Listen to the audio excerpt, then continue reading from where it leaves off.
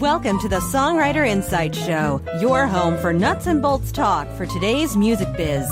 Elevate your craft. And now here's your host, Ken Lenig. Hello, fellow song slingers, and welcome to another episode of Songwriters Insights. Today we're talking with Carlos Castillo, also known as Captain Schwilly. Carlos is a web designer, musicpreneur, music marketing strategist, live performance recordist, international road tripper, lap steel player, and captain of the Schwilly family. His mission at Schwilly Family Musicians is to help productive musicians who are tired of clocking into a day job in order to pay their bills. He's a coach in allowing musicians to make a living with their creative output so they can focus on creating more music for all the world to hear. Hello, Carlos. Hey there. Or we should say Captain Schwilly, right? That's the brand, huh? That's what a lot of people call me. Captain, coach, mentor, whatever I am to you. You can call me that. Yeah, you know, that's true. I've been on your site, and I've been listening to your videos, and I tell you, you really are just exactly that. And I think that's going to be a great show today. So thank you so much for being on the show with me. Well, I appreciate you inviting me. It's really an honor to be here. Well, it's lovely for us as well. Listen, so let's start off with, I thought your story, we don't always ask people this, but I read your story on your site, and I was just impressed with that so much. And I think that that's something that the commitment as to what you did is profound. And I think that speaks a great deal to your character. And I think that's why people should pay attention to you. So how about giving us a little bit of the story, would you? Yeah, sure, Ken. And, that's one of my favorite things to share. I like to be an example to people. I like to lead by example and inspire people by never asking them to do something I wouldn't or haven't done myself. My story is something that a lot of, especially musicians, can really relate to. I spent a lot of years stuck in the corporate environment in that world, making a living and doing what it takes, and finished out my education and worked in an office for quite a while. But I've always been a fan of music. I've always been a musician. I've always been that super fan that all musicians should be really aspiring to get as their fans. I was the guy that would load up my van and all my friends and follow my favorite bands on tour. And I spent the money I made in the corporate world doing that. But I always wanted to be more a part of it. I was always the guy trying to get backstage to hang out, to jam with my heroes, things like that. I supported that by working in the corporate world, but in all my free time, I would park cars at festivals, sell tickets, work the security gates, pass out flyers, whatever it would take to really get in the show or just be involved with the production and the people involved in putting on the events. Probably about 10 to 15 years of really just being that ultimate super fan and working my day job during the week. I finally just got to a point where I said, you know what, I'm going to make a leap and I'm going to make a career out of this music thing. I may not be the musician on stage, but I am a musician. I get my satisfaction from the after show campfire jams and things like that is where I like to play. But I want to be involved in the process, and I wanted to help more musicians be able to do this for a living and connect with their fans, connect with people like me. And coming from that perspective that I have, it makes it a much easier job for me to help musicians find fans that are as passionate as I am myself. At one point, eventually, it was beginning of 2012, I said, all right, that's enough of this. I'm an adult now. It's time for me to decide whether or not I want to toil the rest of my life away in this office or whether I want to do something meaningful and useful. So I cashed in my 401k. I bought some recording gear, a motorhome, and I hit the road. And I spent the entire year of 2012 just traveling around the country, meeting local musicians, learning about recording and doing recordings for them. Mostly I just recorded their shows and gave them the copies to do whatever they want with. And I released it out on a podcast that I was doing to highlight that. It actually started to grow to the point where I was helping them make money, helping myself make money. We would record the shows and then have them burning and ready for sale on the way out of the shows. Huh. So, it was a good little thing that we figured out how to at least generate a little bit of income for them and myself. And my whole purpose with the whole trip was to meet musicians, find out what they need and how I can help them accomplish their goals. So when I started out, I thought I was going to be a live performance recordist. I thought I was going to make, recordings of live shows that they could turn into money. And although I did start to do that, I personally wasn't able to make it profitable. That's certainly a service that's needed. People were very appreciative of me, just love the attention of being recorded. I love the opportunity to meet so many musicians and find out what their underlying needs are and how to reach their goals. And what I found out was, at the same time I was living on the road and doing all this recording, I was also finishing up my MBA, specializing in entrepreneurship. I was taking these entrepreneurial skills and business skills that I was learning and figuring out how to apply these to musicians' careers. So after about a year of doing all the recording and realizing that, okay, this isn't where I'm going to make my living, but I know that there's a need for musicians to understand better how to make money. So I started applying that knowledge and what I was learning there with the entrepreneurial skills I was learning and additional stuff I was studying online through music marketing, through all the resources and websites that you see out there, as well as resources and websites for normal business entrepreneurship. And I just started synthesizing all that information and eventually came up with a whole process that I use to build my audience. And my audience is musicians, but I use this whole process as a way of showing musicians how they can use the exact same process to build their own audience. So basically, I've built my own audience of musicians by showing them how to build their own audience of fans. I've gotten to the point where I can make my living this way. And what I'm doing with the musicians I'm working with is getting them to the point where they can make their living that way. That's kind of the synthesis. I've been a lifelong music fan, a passionate fan, and I knew I wanted to make my way in the music industry somehow. And now with the changes of technology and the way the industry is working, I was able to see a lot of opportunities and connect a lot of the dots for the musicians that are out there and help them figure out and take advantage of these tools and build a career and community in support of their own music for themselves. I'm hearing you, and I think it's fantastic because, I'm an old cat. I've been around forever, and I've watched the music business, and unfortunately, my mind's kind of cemented up, that there's a certain way that my mind, which is wrong, but it creates it where money is made in music in a particular way. You either gig for the money, you put the car case out and go for the dollars, or you sell CDs. Well, selling CDs now is pretty rough, to get enough to make a living out of, certainly. And listening to you, that part of my mind kind of wiggles around a little bit trying to get away, I think. It's difficult for a lot of times for musicians to understand that they're a business as well.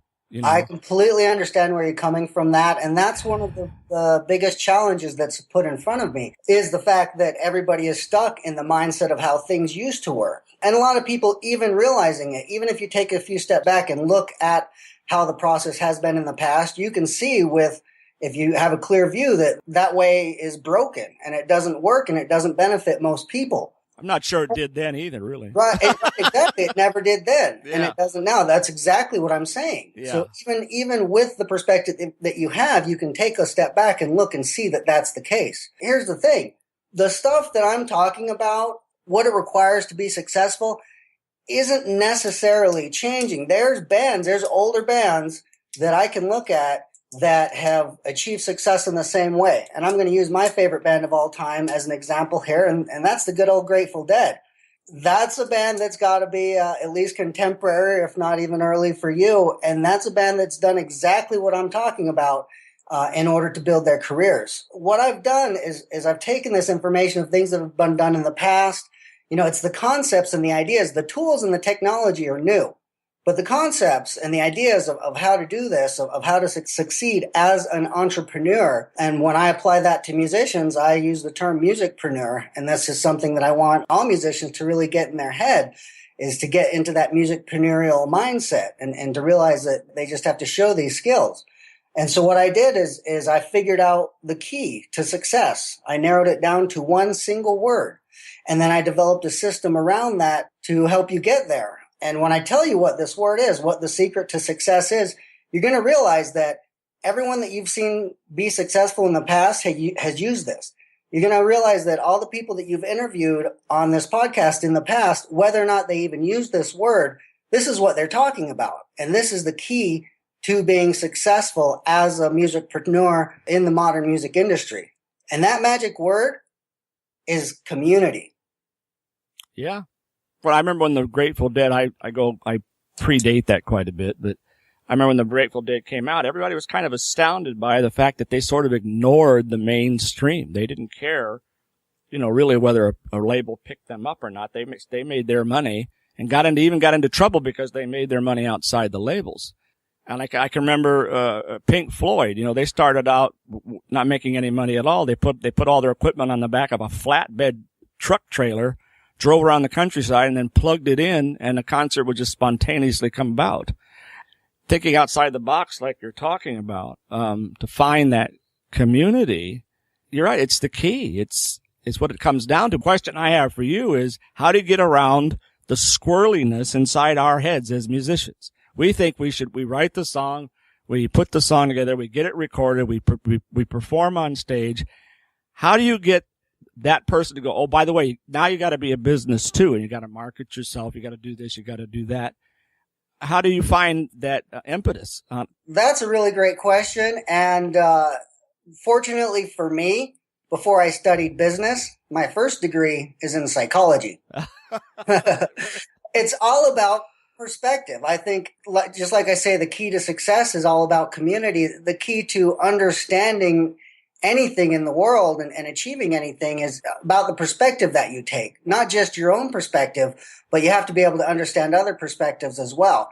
When I take musicians through this process, I don't overload them or overwhelm them with so much stuff. That's one of the biggest roadblocks musicians come across when trying to develop these skills and trying to figure out how to use the internet and how to use these modern promotional techniques, is that there's so much information out there that it's overwhelming. I mean, I myself have taken some of these classes that are available online, which I think there's a lot of really great ones, a lot of great blogs, a lot of great podcasts. And that's in itself, the problem is there's so much good information out there.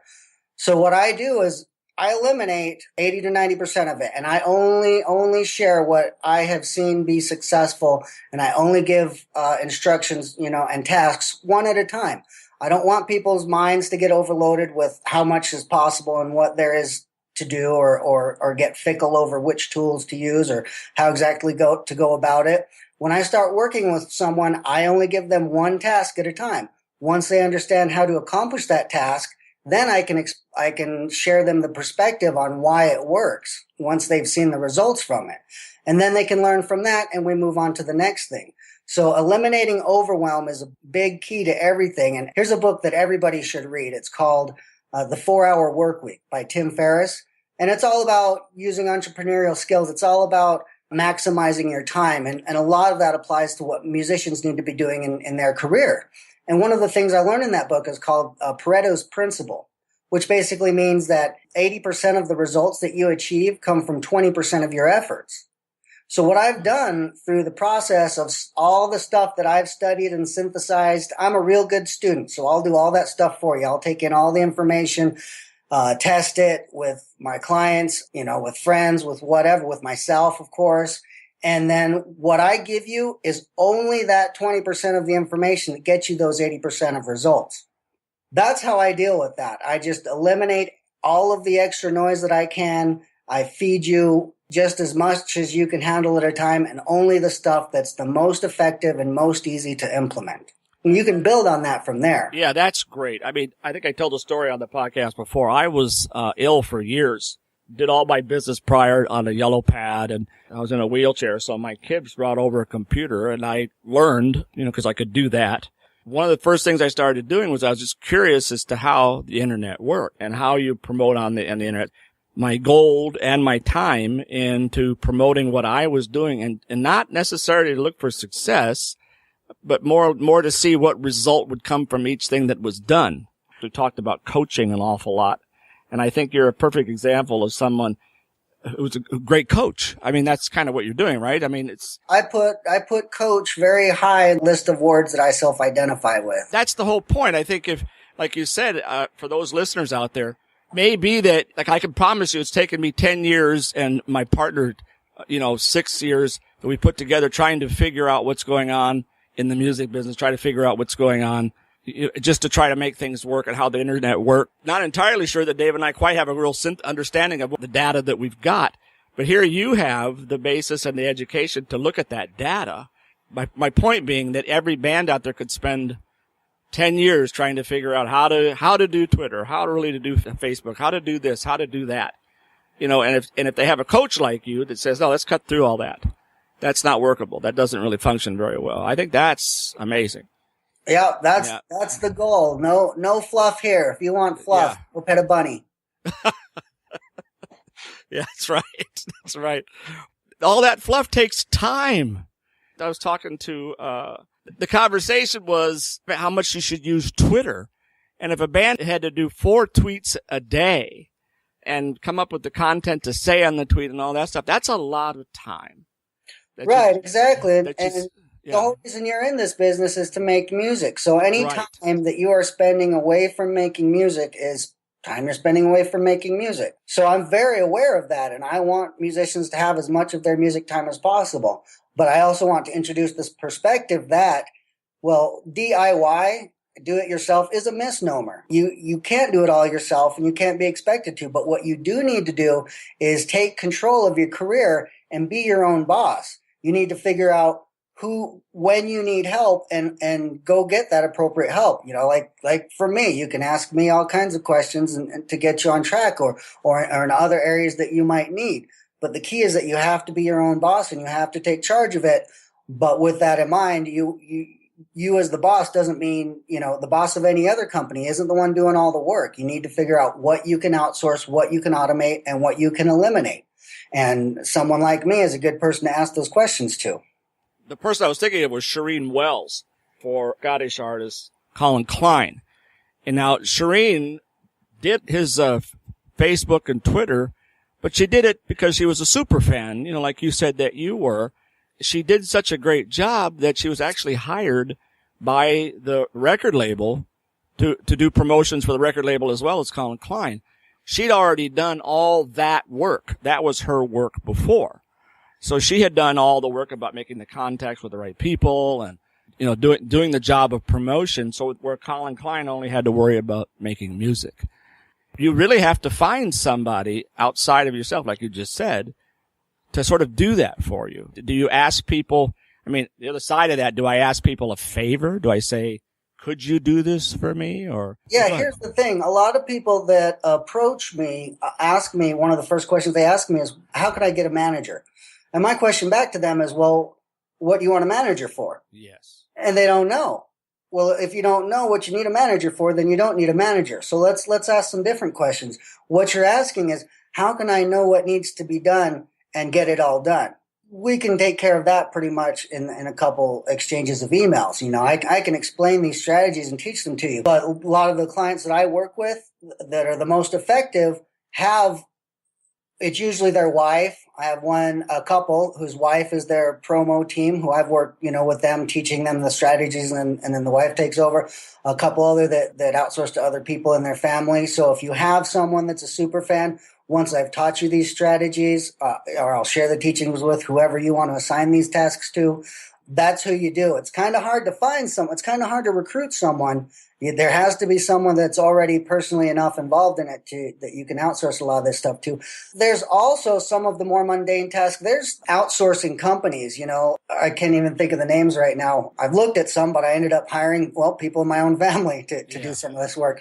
But like Task a Day or like online virtual assistant. If you just Google virtual assistant, there's virtual assistant companies that you can hire for $5 an hour, someone that once you know how to do this stuff, you can just say, okay, here's what needs to be done. You do this for 3 hours a day and I'll pay you $15. If you're really that good and that passionate about what you're doing, there's usually someone in your immediate circle that shares that passion, and that's the best person to recruit. If not, there's lots of good virtual assistant resources. And of course, there's always the professionals at Shuley Family Musicians that you can outsource pretty much anything you need to. But yeah, there's definitely ways to figure out how to get that done and who to get it done for you. Fiverr's another one, by the way, just for the people listening. Yeah, Fiverr's great. I was going to mention that. I wanted to mention another example of something musicians really need to learn how to do, which is extremely important, especially musicians with limited funds, and they do this all wrong. What you need to do is learn to put a value on your time. I know if you don't make a lot of money, you may think that your time isn't very valuable and that you have to do everything yourself. But Fiverr's a great example.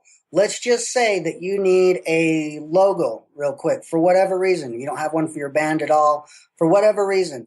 And I'm going to assume it's going to take you an hour to do that, especially if you don't have a lot of experience doing it. It's probably going to take you longer if you don't already have tools and know how to use them, just to figure out how to work the tools and make yourself a logo. So you need to, let's say it's going to take you 2 hours to do that. You need to actually put a value on your time in order to determine whether or not it's better to do it yourself or to outsource it to Fiverr. So whatever you're making at your day job, just start with that. Whatever that is, put that value on your time. And let's say it's $10. I know a lot of musicians work pretty low-paying jobs. Let's say you make $10, and it's going to take you 2 hours to figure out how to work these tools or figure out which tools to use, how to work them, and make yourself a logo real quick. So that's 2 hours of your time. Or you could run over to Fiverr, pay them $5 real quick, and have it ready for you the next day. That's a cost of $5. You need to learn to make that comparison. You doing it yourself, in fact, did not save you any money. You could go deliver your pizzas or whatever you do for those 2 hours, and you would, at the end of the 2 hours, have that logo done and have $15 left over to do something, something else with. So make sure to put a value on your time. That's one of the biggest pitfalls you'll run into, especially if money is an issue. Let's go back to something. I kind of got my attention earlier. Someone would say, how do I get a manager? And I like what you said, that a lot of people can't make the distinction as to what they need. In other words, they don't even know what they don't know. I don't even know the question to ask. You know what I'm saying? That's kind of what I heard in that. Like, I think I need a manager. And you're saying, why do you need a manager? That can't be answered. The answer is because all this stuff that we don't do, we can't do. We need somebody to do that stuff for us. Do you find that a lot, that part of what you do is to sort of clarify the questions, maybe? Yes, absolutely. Yeah. That's a huge part of what I have to do up front is help people understand their goals, their objectives, and their needs in a realistic way. I get the question of, I send out a welcome email to everybody that joins my list asking what their biggest struggle is. And a lot of times I get back, how do I get discovered? How do I get in front of a label? And that's exactly what I have to do. I have to redirect them and let them know that we need to understand what your actual goals are before we assume that that's the best way to get there. Exactly. And more often than not, they'll find out that they're a lot more empowered than they realize they are. That'll change the entire course of the direction they take with their strategies. I just finished an audio thing for the site, and it was about success. And you just actually spoke to it brilliantly. Success is expectations met. But if you make it too high an expectation, it won't be met, and that just drives you down. So like you're right, if you get to the point where, like you do, what you do is let people know, okay, you're successful at what you do to this point. You know how to write songs, you know how to get them recorded, but maybe you don't know how to put yourself on stage in a way that gets more fans. Maybe you don't know how to get more fans. So you're not ready to sit in front of a label. Maybe you don't need to. Maybe you'll make more money not being with a label.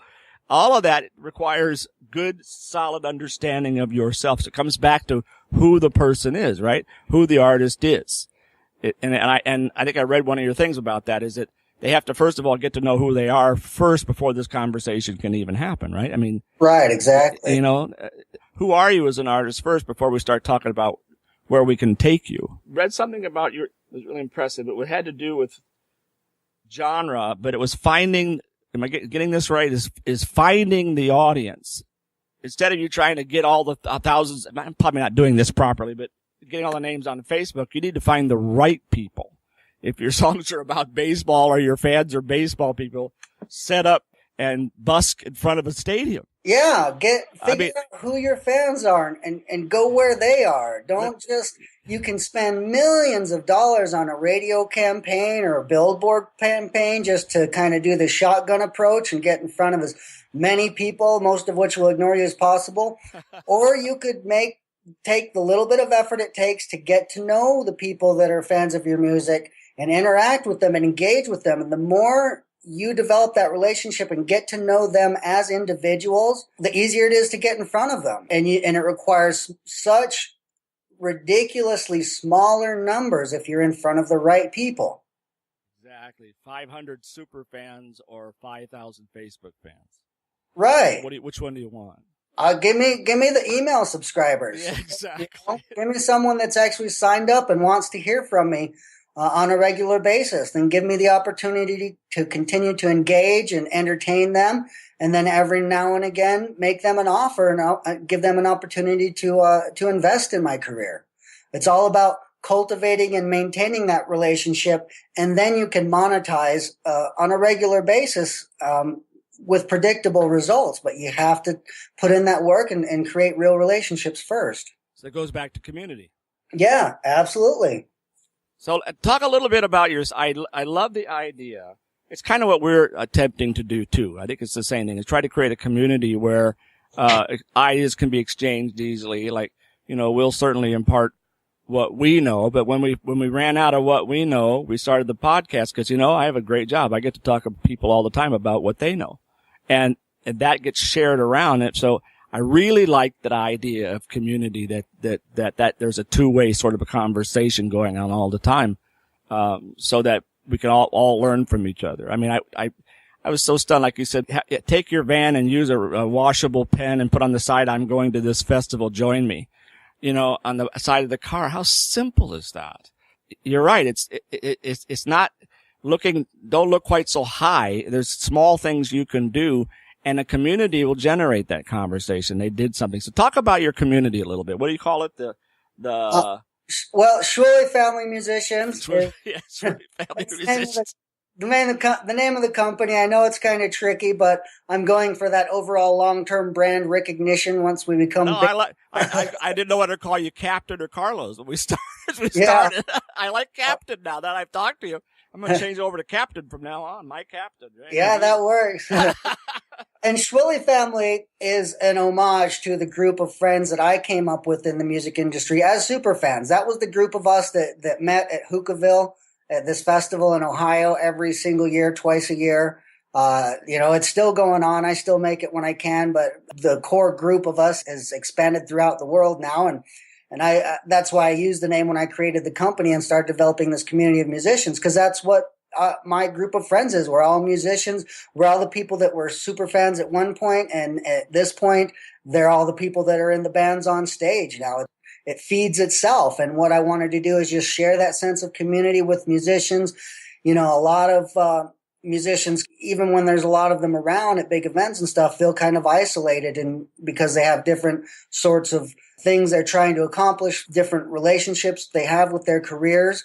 So what I've done is brought them into first of all, I guess it starts with the email list, which I bring everyone into. I give away, regular advice on a weekly basis, all the best stuff that I can find, so people can just enjoy that and take action on that as they see fit.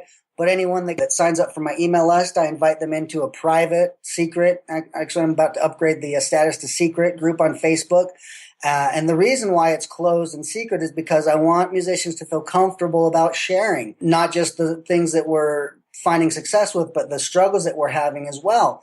Even personal struggles. I put on a personal struggle of my own the other day, and it was mainly just an example to show them how they can also open up personally to their communities and get a great response. I got an overwhelming response back from the community of just support in general and general camaraderie. At this point, the secret Facebook group is a place where I go just to hang out, or just, when I'm feeling down, or to get cheered up, as well as a place to go when I have questions about things I'm trying out, want to take a poll on what's working for other people. And it took a couple years to get the Facebook group to that point. it had to grow to a certain tipping point to really get there. But now it's just a really thriving, wonderful part of what we're doing. And that's a secret part that I don't even publicize anywhere other than if you sign up for the list, you then get an invitation. And then there's that. And then there's the Twitter stream that I keep extremely active. I keep at least 10 tweets going out per day, but it doesn't suck up my whole life to do so. I figured out a real easy system to do that. And I explain that in this Twitter freebie guide that I'm giving out. So I'll give a link to you to include in your notes here for that. And that's mainly the first step to the process is getting on something and starting conversations to get to know people. And I figured out a very scientific way to get that done in not very much time with Twitter.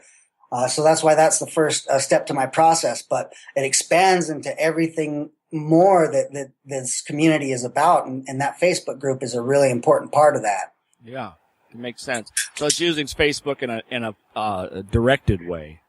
Yeah. You have to use the different social media platforms for different purposes. A lot of people try to cross-pollinate their content, have stuff that automatically, if they post it to one, goes to the other. The big three that I use are YouTube, Facebook, and Twitter, and they're all used for very different purposes. If you try to approach them from the same perspective, you're going to end up frustrated and confused. But if you take the time and just kind of nurture your skills and develop these platforms individually with their own goals, then you can get so much more out of them.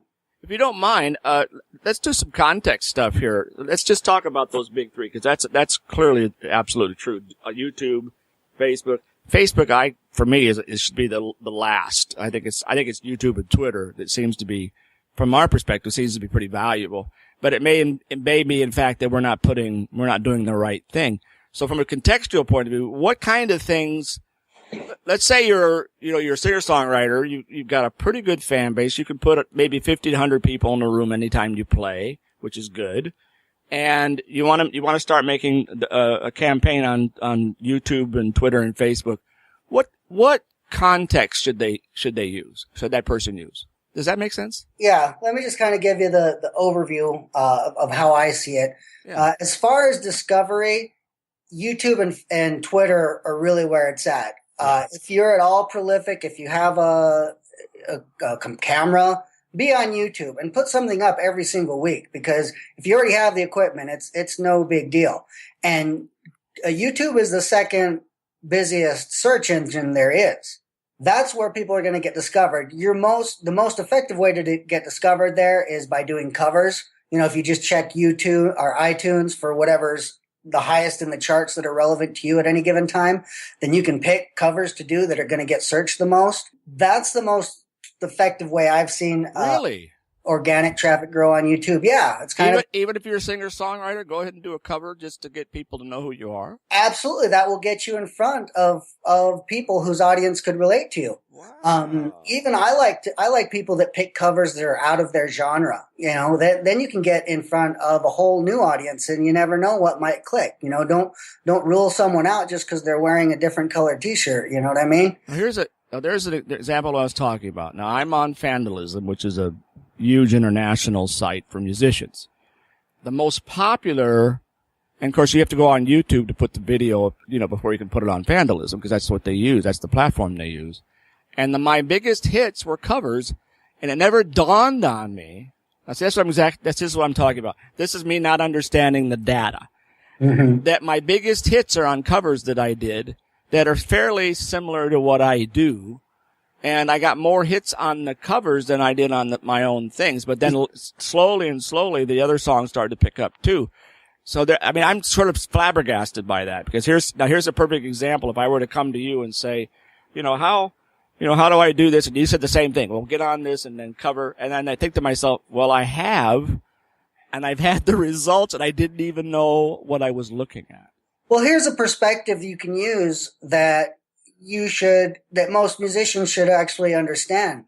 Whose audience do you want to get in front of? Who do you want to open for? And that's automatic math for any musician that they should have already thought about. Who would I like to open for? Okay. And they may not have. Right. Whether you have or not. The internet provides endless possibilities. Imagine that you can open for anyone that you want, because now you can.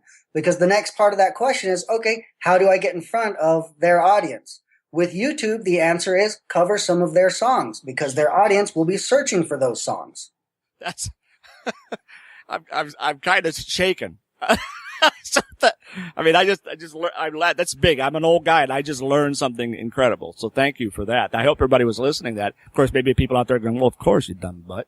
You know? It's more important. It's more important to understand why things work than exactly which tools or what the mechanisms are. Well, Dave wants to ask a question. Did you hear that?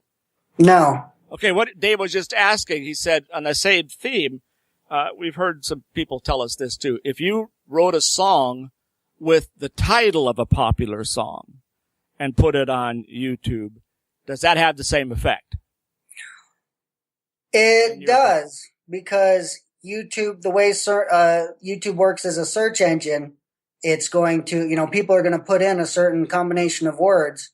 And if what you have on there fits that combination of words, then it will get mixed in. I wonder at the reaction to that. I wouldn't particularly recommend it.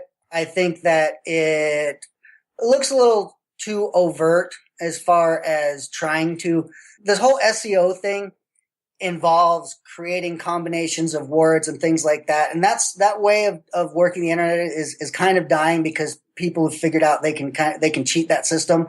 And this is creating challenges for Google as they keep coming up with ways to prevent you from cheating the system. If you're going to go after someone's keywords, go ahead and use their song to do it. I just think it'll come across more professional. And honest. But if you happen to write a song that happens to be the same words, don't reduce your artistic integrity for it. Don't overthink that part too much. Well, there's also too the IA thing that's happening with Google too. They've got a system in now to where the program can actually think, and if it finds that title, it'll look at the music and it'll recognize that the music's not the same as the original title of the higher positioned in the search engine, and very likely would not find it. They would just, this is obviously just done to try to get higher ratings, and of course you'll be knocked back. So I don't doubt that Google has that sort of complexity and they're starting to do that now. So it's not really worth trying to cheat the system in that way.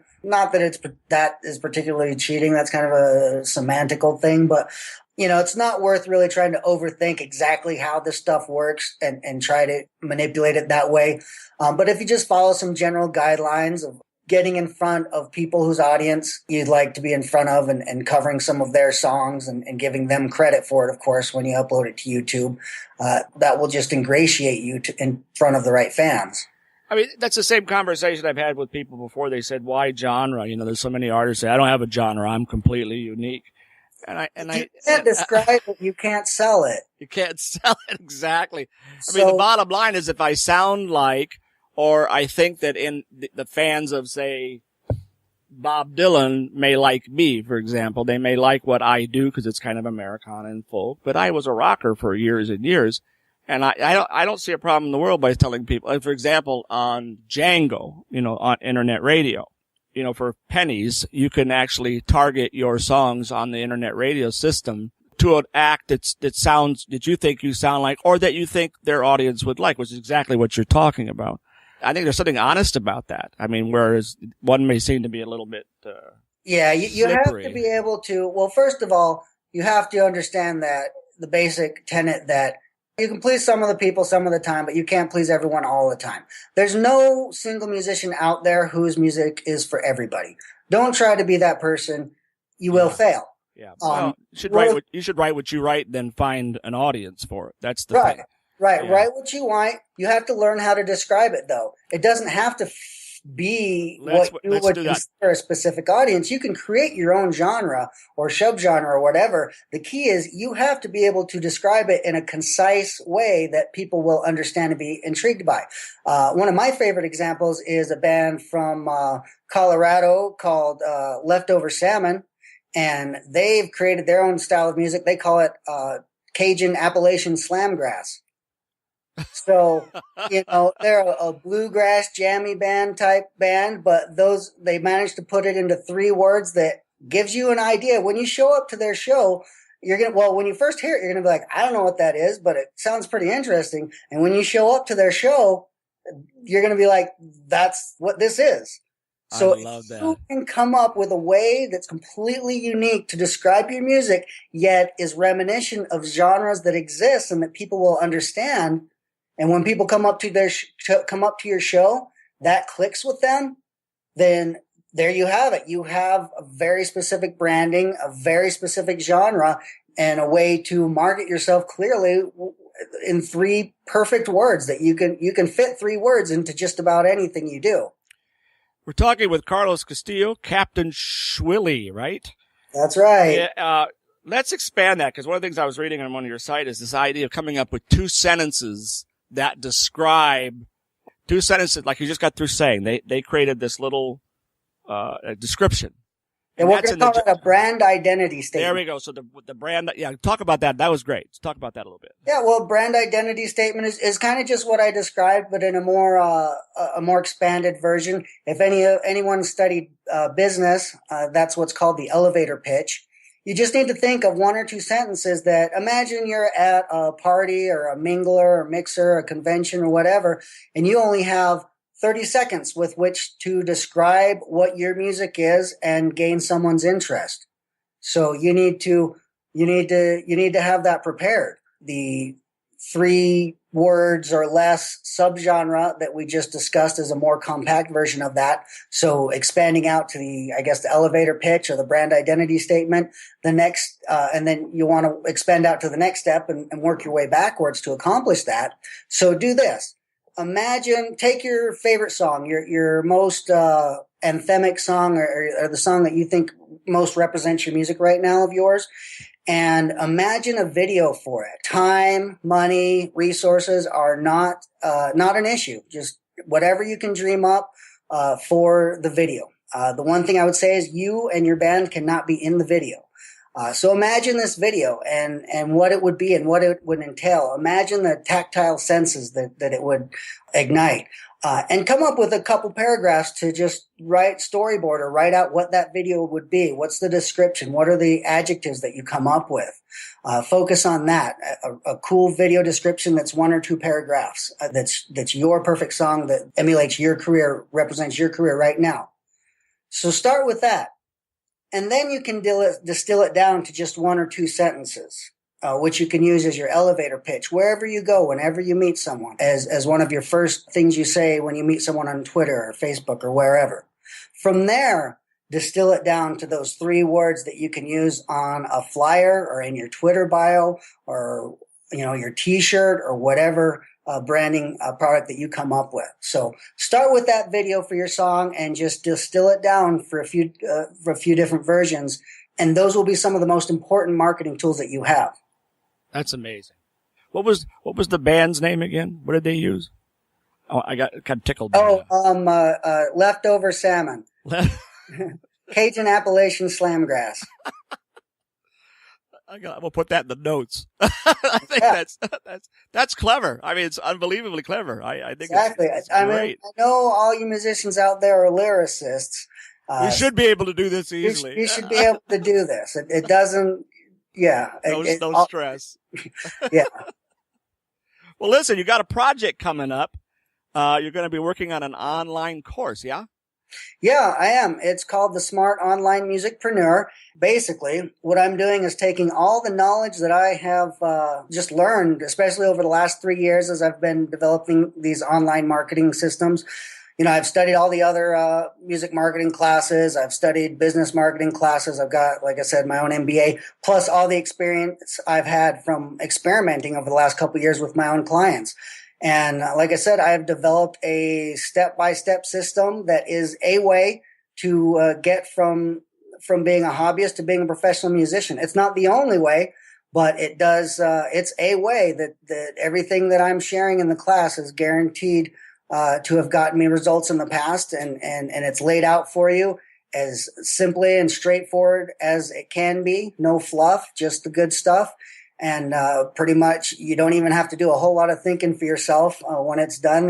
The idea is that you'll be able to just follow along with the videos that I show you and copy and paste a lot of the templates that I'll give you, get your career going and get your community built up exactly the way I did it and exactly the way I'm doing it with all my clients. So I just want to make it more accessible for everyone to just be able to go ahead and follow that process. So I haven't mentioned it much. The branding, the smart online musicpreneur branding is starting to appear on my social media here and there and in tidbits.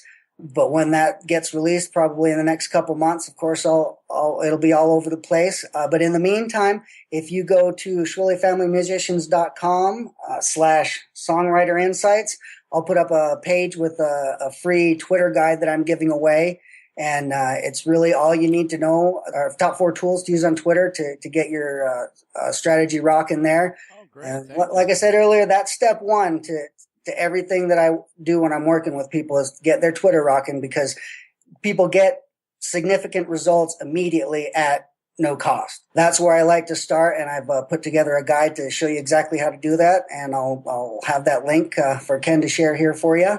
And look for that class coming up. If you join my mailing list, you'll be the first to know about it. Absolutely. Both Dave and I both joined your mailing list.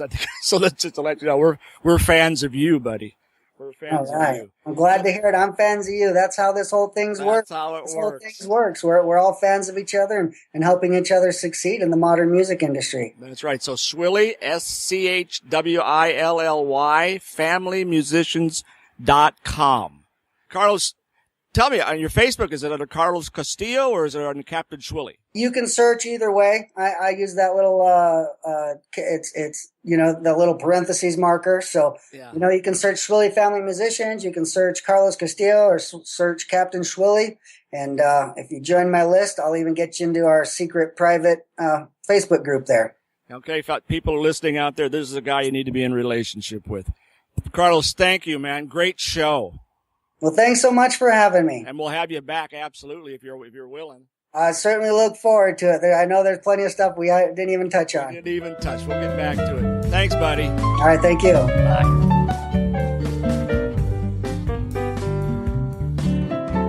Thanks for joining us. This episode of the Songwriter Insight Show has been a production of SongwritersMarketplace.com. Your host is Ken Lenig. Your producer, David Dodds.